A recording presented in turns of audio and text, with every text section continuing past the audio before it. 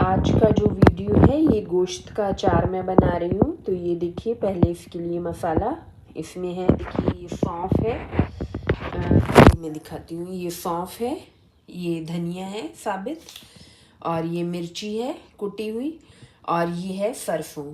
तो ये जितना मटेरियल है उस हिसाब से ही हमें लेना है। और ये देखिए मैंने अच्छी खासी क्वांटिटी में लिया है क्योंकि मेरा गोश्त और सब्जियां अच्छी क्वांटिटी में है। उसके अलावा ये मेथी है और ये है पिंक सॉल्ट। आप चाहो तो सी सॉल्ट भी ले सकते हो। उसके अलावा ये है देखिए मस्टर्ड ऑयल, ये प्योर मस्टर्ड ऑयल है। अचार में मस्टर्ड ऑयल का टेस्ट बहुत अच्छा होता है और अचार को ये ख़राब भी नहीं होने देता है।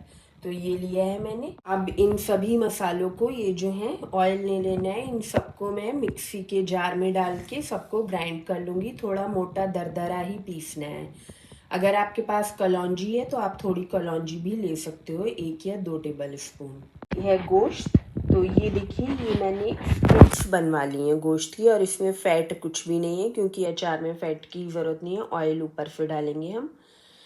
तो ये देखिए इस तरीके की पतली पतली आप स्ट्रिप्स बना लें। बोटी का नहीं डालना है, ठीक है? चाहें तो डाल सकते हैं, मगर ये स्ट्रिप्स का टेस्ट ज़्यादा अच्छा आता है। तो ये मैंने चिकनाई हटवा दी है, और इस तरीके की ये बीफ है, ये बीफ की बना रहे हैं हम। बीफ का टेस्ट क्योंकि बहुत अच्छा होता है। तो ये बीफ की स्ट्रिप्स हैं। उसके अलावा ये है देखिए सिट्रिक एसिड। तो ये है सिट्रिक एसिड, ये लिया है 1 टेबल स्पून। ये खटास के लिए डालेंगे। और राई जो डाल रहे हैं सरसों, वो भी खटास देगी। और उसके साथ ये जो है ये सिट्रिक एसिड, ये बाज़ार के अचार में भी डालते हैं, तो ये खटास के लिए डाल रहे हैं। यहाँ पर हम खटास के लिए जो खटाई होती है, आम वाली जो खटाई होती है, आमचूर, वो नहीं डालेंगे क्योंकि आमचूर जो होता है वो एलर्जिक भी होता है और नुकसान करता है। फ़ायदा का कुछ नहीं होता है। आमचूर कम मत खाइए तो ही अच्छा है। अमचूर की जो खटाई होती है वो नुकसान करती है, अमचूर की और टमाटर की। मैंने अपनी काफ़ी वीडियोस में बता रखा है कि प्रोटीन में आप थोड़ा सा देखभाल के खटाई डालें। तो प्रोटीन में ख़ास तौर से आप अमचूर और ये जो टमाटो होता है ये ना डालें पकते टाइम पे। हाँ, नींबू जो है वो ऊपर से डाल सकते हो किसी रेसिपी में, मगर नींबू भी पकते टाइम पे नहीं डालो। तो आप प्रोटीन में खटाई के लिए ये सिट्रिक एसिड डाल सकते हो, इमली डाल सकते हो, इसको आप पकते टाइम भी डाल सकते हो। उसके अलावा प्लम जो होते हैं वो डाल सकते हो, और वरना दही और सिरका तो बहुत आराम से हर चीज़ में डलता ही है। तो यहाँ पर ये सिट्रिक एसिड डाल रहे हैं, ये खटास भी देगा इसको और इसको प्रिजर्व भी करेगा, जल्दी ख़राब भी नहीं होने देगा। वैसे हमने इसमें सिरका भी डालेंगे थोड़ा सा, तो वो भी ख़राब होने से इसको बचाएगा। तो बहुत ज़्यादा नहीं लेना है सिट्रिक एसिड क्योंकि ये बहुत ज़्यादा खट्टा होता है। तो मैंने ये 1 टेबल स्पून लिया है। आप जितना है आपके पास गोश्त जितना ले रहे हो और सब्जियां उस हिसाब से आप लो, क्योंकि ये बहुत ज़्यादा खट्टा होता है। तो थोड़ा सा ही डलता है, ये ज़्यादा डाल देंगे तो बहुत ज़्यादा खटास हो जाएगी, फिर वो अच्छा नहीं लगेगा। अब सब्जियां जो इसमें डालेंगे वो हैं, देखिए गाजर है, मैंने पतली पतली स्लाइस कर ली है। तो आप भी, मैंने गोल स्लाइस बनाए स्लाइसर से। तो आप भी जैसे आपको अगर लंबाई में रखना है तो पतले पतले लंबाई में काट लीजिए, और ज़्यादा बड़े पीसेस नहीं होना चाहिए, छोटे होने चाहिए। इसके अलावा ये देखिए, ये है ये ग्रीन वाली जो प्याज होती है वो है, ये लंबी लंबी काट ली है मैंने। हरी मिर्च है ये मोटी वाली। तो आप अपने हस्बे ज़ायक़ा जितना आपको मिर्ची रखनी है उस हिसाब से लीजिए, क्योंकि सूखी मिर्च भी हम डाल रहे हैं, वो जो कुटी मिर्च होती है, तो बहुत ज़्यादा मिर्ची नहीं होना चाहिए, अपने हिसाब से। अलावा ये देखिए, ये लहसुन है, ये मैंने करीब 3 गांठ थी लहसुन की, वो ली हैं। और ये है अदरक, तो इसके भी पतले पतले और बारीक स्लाइस इसके बना लिए मैंने। ये आपको लंबाई में भी आप काट सकते हो, और लेकिन होना चाहिए पतले, बहुत मोटे वाले नहीं हो जिससे कि गलने में उसे परेशानी ना हो। इसके अलावा मसाले में ये हल्दी रह गई थी, तो ये मैंने हल्दी कोई 2 टेबल स्पून ली है। ये देखिए, ये मैंने इसको दरदरा सा पीस लिया है, मोटा मोटा ही पीसा है, ज़्यादा बारीक का क्योंकि अचार में टेस्ट नहीं आता है। अब हम इस अचार मतलब गोश्त में ये सारे मसाले और सब्जियां डाल के मिक्स करते हैं। ये देखिए, ये मैंने सब कुछ इसमें मिक्स कर दिया है, मसाले वगैरह। अच्छा, इसमें थोड़ा सा मैंने सिरका भी डाला है, तो सिरका बहुत ज़्यादा नहीं डालना है। इतने में कोई हाफ कप से कम ठीक रहेगा, बहुत ज़्यादा नहीं डालना है वरना सिरका टेस्ट इसका ख़राब कर देगा।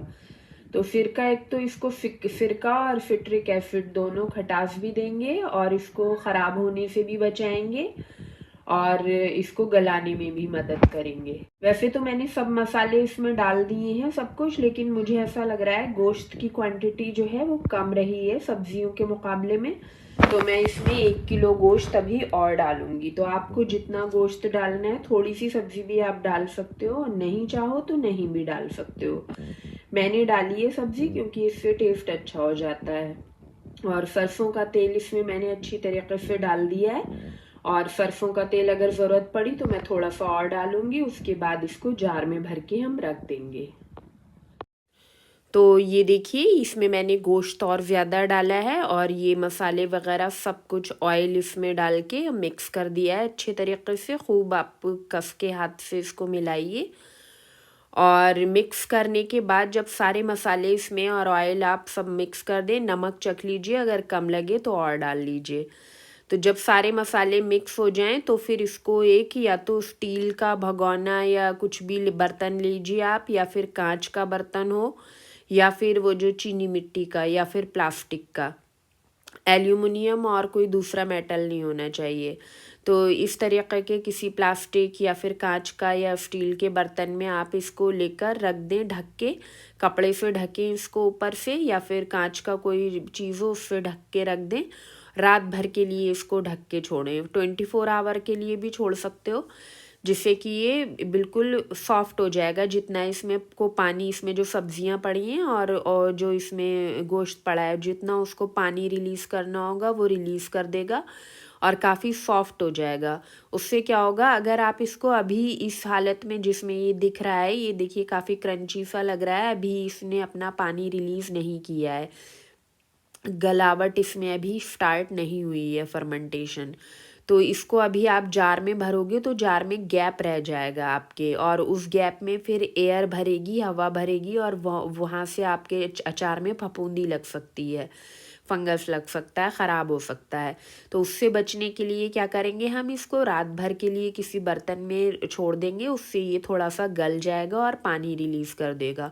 उसके बाद फिर जब इसको जार में भरोगे तो फिर इसमें जो है खूब दबा दबा के जार में भरना है, खूब इजीली आप भर पाओगे। और अगर क्रंची वाला भरोगे तो आप इजीली भर भी नहीं पाओगे जार में, उसमें कितने ही आप उसको दबा के भरने की कोशिश करोगे तब भी उसमें गैप रह ही जाएगा, एयर कहीं ना कहीं से उसमें भर जाएगी, क्योंकि वो काफ़ी सख्त होती है सब्ज़ी उस टाइम, ताज़ी ताज़ी। और जब थोड़ी देर उसमें फर्मेंटेशन हो जाता है तो वो सॉफ्ट हो जाती है, फिर आप उसको हाथ से अपने दबा दबा के हाथ साफ़ कर लो अच्छी तरीके से। और एक बात का और ध्यान रखना चाहिए, पानी किसी चीज़ में नहीं होना चाहिए आपके, ना तो बर्तन में होना चाहिए ना ही हाथ में। और फिर सूखे हाथ से आप उसको सूखे जार में डालो, कांच का जार ले सकते हो, वरना वो जो अचार की बरनी आती है वो लो।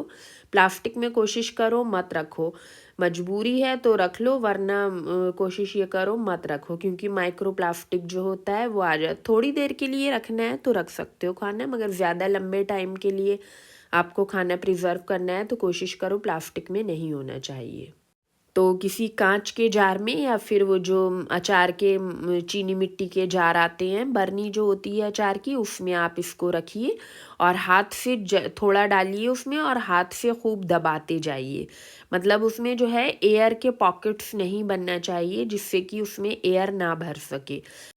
तो ये जब थोड़ा सा आप इसको 24 घंटे या 12-15 घंटे बाहर रखने के बाद जब इसको जार में आप भरोगे तो आराम से भर लोगे और खूब वो इजीली दब भी जाएगा अंदर। खूब हाथ से कसके से उसे दबाते जाओ और फिर लेयर बाय लेयर थोड़ा भर लो बरनी में। उसके बाद हाथ से उसको खूब दबा दो, उसका जितना भी है मतलब एकदम खूब अच्छे से वो सेट हो जाए तो उसके ऊपर फिर और रखो अचार, फिर उसको हाथ से दबाओ, ऐसे दबा दबा के भरो। तो आपका एक बरनी में ही काफ़ी सारा अचार आपका सेट हो जाएगा। जब उसमें पूरी बरनी आपकी भर जाए, थोड़ा सा गैप रखो बरनी में, क्योंकि एयर गैस बनती है, गैस बाहर निकलने के लिए बिल्कुल ऊपर तक मत भरो उसको, थोड़ा सा उसको खाली छोड़ दो बरनी को। और उसको फिर ढक के रख दो। अच्छा, अगर आपके यहाँ धूप निकलती है तो आप धूप में आराम से रख दो, तो ये कोई मेरे ख्याल से महीना भर में आपका तैयार हो जाएगा। धूप में अगर आप इसे रखोगे तो टेस्ट भी बहुत अच्छा हो जाएगा इसका और गलेगा बहुत अच्छा। मगर कुछ जगहों पे धूप नहीं निकलती। अब जैसे मैं यहाँ रहती हूँ इंग्लैंड में, यहाँ धूप नहीं निकलती है, तो सवाल ही नहीं होता है कि धूप में अचार रख दो। तो फिर मैं ऐसे ही रखूँगी ये, तो महीना कम से कम 2 महीने लग सकते हैं इसको तैयार होने में। तो अभी मैंने इसको बरनी में भर के रख दिया है अपनी। अब मैं इसे कम से कम 15 या 20 दिन बाद खोल के देखूँगी इसका क्या हाल है, इसमें खटास कितनी बनी है, कितनी गलावट है। तो बाहर रखने के बाद इसको कम से कम 2 महीने तो लग जाएंगे, 1.5-2 महीने तैयार होने में, मतलब बिना धूप के। धूप में आप रखोगे तो जल्दी तैयार हो जाएगा ये। तो ये बस यही ध्यान रखना है कि इसमें कोई भी गीला हाथ आपको या गीला चम्मच नहीं डालना है, पानी से दूर रखना है। पानी इसमें पड़ेगा अगर थोड़ा सा भी तो ये ख़राब हो जाएगा आपका अचार। तो ये आपका अचार रेडी हो गया है समझ लीजिए। और 1-2 महीने लगेंगे क्योंकि ये सब्ज़ी इसमें गोश्त पड़ा हुआ है, गोश्त गलने में 1-2 महीने लग जाएंगे। तो आप अपना देखती रहिए, 15-20 दिन बाद इसको चेक करती रहिए कितना ये गल चुका है, कितना तैयार हो चुका है। और फिर थोड़ा आपको लगे जब खाने लायक हो गया है तो आप इसको खाइए। और ये अचार की रेसिपी मेरे ख़्याल से पहली बार मैंने ही यूट्यूब पे डाली है, कहीं और आपको मुझे तो मिली नहीं। दिखाते हैं वो जो भी मैंने देखी, तो उसमें यही दिखाया कि वो लोग पका के बनाते हैं अचार। पकाने के बाद फिर मेरे हिसाब से तो वो सड़ जाना चाहिए, क्योंकि गोश्त पकाने के बाद फिर फर्मेंट नहीं होता है, सड़ जाता है। तो वो अगर आप पका के बनाओगे, जैसे कि यूट्यूबर्स दिखाते हैं, बड़े बड़े चैनल्स पे भी बनाते हैं, तो पका के बनाते हैं और उसे रख देते हैं जार में भर के। तो वो मैंने हालांकि बनाया नहीं है, क्योंकि मुझे वो लॉजिक समझ में नहीं आया, क्योंकि वो सड़ जाएगा मेरे हिसाब से, क्योंकि अचार को फर्मेंट होना चाहिए। और जब आप कच्ची सब्ज़ी और कच्चा गोश्त रखोगे, सिर्फ गोश्त का भी बना सकते हो, तो ये फर्मेंट होगा, सड़ेगा नहीं। तो अगर आपके हिसाब से, हाँ, वो अचार जो होता है वो लोग जो दिखाते हैं वो आप सालन की तरह उसी टाइम खा के ख़त्म कर सकते हो, मगर वो रखने के लिहाज से मेरे ख़्याल से वो सड़ जाएगा। आप चाहो तो कोशिश कर सकते हो अगर आपको लगता है, और फिर कंपेयर कर सकते हो कि ये अचार बेहतर है या वो वाला अचार बेहतर है। मेरे ख़्याल से तो वो 3 दिन बाद ही सड़ना स्टार्ट हो जाएगा, और ये जो है ये सड़ेगा नहीं। ये जैसे प्रॉपर अचार बनता है, बनना चाहिए, ये मैंने अपने दिमाग से रेसिपी सोच के बनाई है, और मेरे हिसाब से अचार ऐसे ही बनता है और ये बहुत टेस्टी होगा। और ये जो है देखिए, आप चाहो तो सब्ज़ी का भी इसी तरह बना सकते हो। गोश्त इसलिए डाला है क्योंकि, और गोश्त बीफ का डाला है, ये बीफ का टेस्ट बहुत अच्छा होता है क्योंकि, और गोश्त इसलिए डाला है ताकि ये कीटो अचार बन जाए हमारा। और ये अगर आप चाहो तो अपने जैसे दोपहर में दाल चावल खिचड़ी वगैरह खा रहे हो, तो उसमें आपका जो है गोश्त की मकदार होनी चाहिए। मैं बताती हूँ, आपके हर एक खाने में प्रोटीन अच्छी क्वांटिटी में होना चाहिए। हालांकि दाल में भी प्रोटीन होता है, मगर पूरा एक तो आप पूरा नहीं कर सकते, सभी अमीनो एसिड नहीं होते हैं दाल में, और उसके साथ बहुत कम क्वांटिटी में होता है, उतना नहीं होता है कि आप की बॉडी में पूरा हो जाए। तो गोश्त खाना बहुत ज़रूरी है, ख़ास तौर से रेड मीट। तो ये रेड मीट की पूर्ति के लिए आपकी बॉडी में मैंने ये बनाया है अचार। तो जैसे अगर गोश्त का सालन वाली चीज़ आप नहीं खा रहे हो, सालन नहीं है, तो ये आप अचार फॉर्म में खा सकते हो इसको किसी भी चीज़ के साथ। कभी कभी पराठे भी खा सकते हैं, पराठा खा रहे हो या फिर कुछ भी रोटी टाइप की चीज़, दाल खा रहे हो, दाल चावल वगैरह, खिचड़ी, तो उसके साथ ये आप अचार खा सकते हो। इससे आपको प्रोटीन भी मिलेगा, और इसमें जो बैक्टीरिया बहुत अच्छे वाले बनेंगे वो आपकी गट को बहुत अच्छा रखेंगे। तो ये अचार हमारा रेडी हो गया है, और फिर मिलते हैं किसी और रेसिपी या फिर किसी इंफॉर्मेशन के साथ। तो यहाँ देखिए, ये मैंने अचार बरनी में भर लिया है, तो मैंने भर के रखा था, तो मैंने सोचा ये भी दिखा देती हूँ।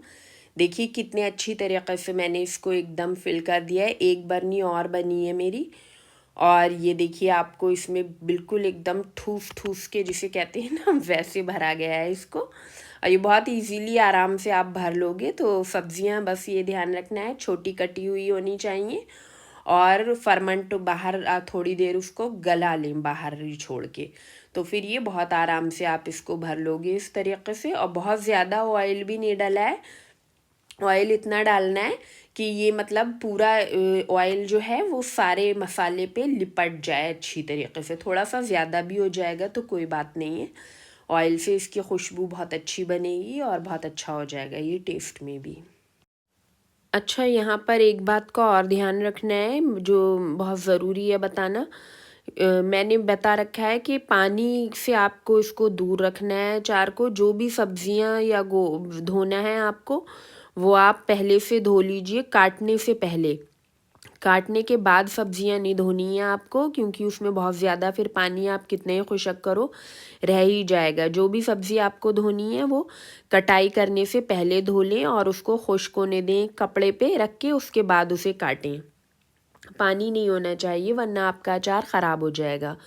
उसके अलावा गोश्त जो आप ले रहे हो, गोश्त भी पहली बात तो आप ऐसी जगह से लो कि आपको साफ़ सुथरी जगह से लो जहाँ पे आपको कोई बाद में धोने की ज़रूरत ही ना पड़े।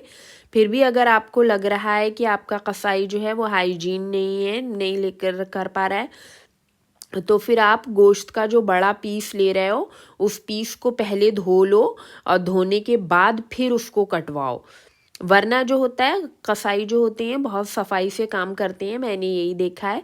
अगर लगता है आपको कि गंदगी से काम हो रहा है तो फिर पहले आप उसको धुलवा लो गोश्त के पीस को, बिना कटा हुआ जो होगा बड़े पीस को आप धुलवा लो और फिर उसको कटवाओ। ये नहीं करो कि आप उसकी बारीक स्ट्रिप्स बनवा लो फिर घर पे लाके उसको धोए निकल रहे हो। कुछ औरतों में कुछ ना सनक होती है, बुरा मानने वाली बात नहीं है। इतना धोएंगी, कीमा भी लेंगे, बहुत से लोग कीमे को भी धोते हैं, उसका टेस्ट सब ख़त्म हो जाता है और उसका न्यूट्रिशन भी बहुत कम हो जाता है। इसमें वो जो आप कहते हो खून निकल रहा है, खून तो जब ज़िबा अच्छी तरीके से होता है तो खून होता ही नहीं है। अब वो जो बाद में जो थोड़ा बहुत रह जाता है रेड कलर का, वो मियोग्लोबिन होता है, प्रोटीन ही होता है वो एक तरह का। और वो आप इतना धो धो के टिक्का बना रहे हो, कीमा बना रहे हो, उसको धो धो के आपने सारा गोश्त का जो टेस्ट होता है वो निकल जाता है और उसमें पानी इतना भर जाता है गोश्त में। फिर उसको पकने के लिए आप रखोगे तो उसमें पानी ही पानी छोड़ देता है वो। तो कीमे को भी आपको धोना नहीं है, साफ़ सुथरी जगह से लो जहाँ पर सफाई से काम होता है, तो आपको गोश्त को कोई धोने की ज़रूरत नहीं है। ठीक है, अगर सालन बना रहे हो, बोटी वगैरह आपको लगता है तो एक दो पानियों से घर पे धो लो, उससे कोई इतना फ़र्क नहीं पड़ेगा। मगर अगर अचार बना रहे हो, टिक्का है, कीमा बना रहे हो, उसको धोगे तो फिर आपका जो खाना सालन बना रहे हो या फिर अचार में डाल रहे हो उसका कबाड़ा हो जाएगा। सालन में तो एक बार को पानी खुश्क हो भी जाएगा, मगर आपने अगर इस तरह का अचार बनाते हो टाइम पे कटाने के बाद उसको धोया और धोने के बाद फिर आप उसको कितने ही खुशक करोगे, एक तो उसमें पानी लग गया तो उसके फिर फड़ने के चांसेस बहुत ज़्यादा हो जाते हैं और फिर वो पानी छोड़ेगा, वो उसमें बैक्टीरिया बन जाएंगे। ठीक है, तो इस बात का ध्यान रखना है ख़ास कि गोश्त को भी धोना नहीं है। ठीक है, आप ऐसी जगह से लो कि बिना धुले ही आप आराम से उसको सेटिस्फाई हो जाओ कि ये साफ़ सुथरा है, गंदगी नहीं होती है गोश्त में।